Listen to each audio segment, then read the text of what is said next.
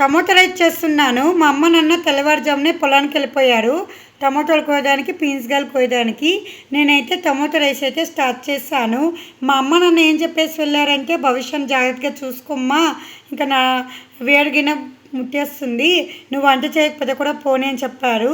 కానీ అమ్మ నాన్న కష్టపడుతూ ఉంటే కొంచెం హెల్ప్ చేద్దాం కదా, మా భవిష్యాన్ని కూడా జాగ్రత్తగా చూసుకొని వంట అయితే కంప్లీట్ చేశాను.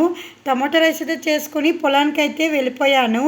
అక్కడే అరిటాకులు ఉండింది, అక్కడ అరిటాకులతో ఇలా అయితే మా టమోటా రైస్ పెట్టాను మా అమ్మ మా నాన్నకి. టేస్ట్ కూడా బాగుందమ్మా, మేము వచ్చి చేసుకునే వాళ్ళం కదా, బిడ్డ జాగ్రత్త అని చెప్పారు. ఇంకా అయితే మా భవిష్యాన్ని అయితే 1.5 year అండి ఏజ్. అయితే జాగ్రత్తగా పట్టుకొని కొంచెం అయితే వంట చేద్దాం, మా అమ్మ వాళ్ళకి హెల్ప్ చేద్దామని వంట అయితే కంప్లీట్ చేసుకొని పొలానికి వచ్చి అమ్మ వాళ్ళకైతే పెట్టేశాను. మార్నింగ్ నుంచి ఆఫ్టర్నూన్ వరకు పీన్స్కాయలు కోసారంట, ఫుల్గా కాసాయి పీన్స్కాయలు అయితే. టమోటాలు అయితే ఆఫ్టర్నూన్ నుంచి ఈవినింగ్ 5 o'clock వరకు టమోటాలు కోసి మార్కెట్కి తీసుకొని వెళ్తారు.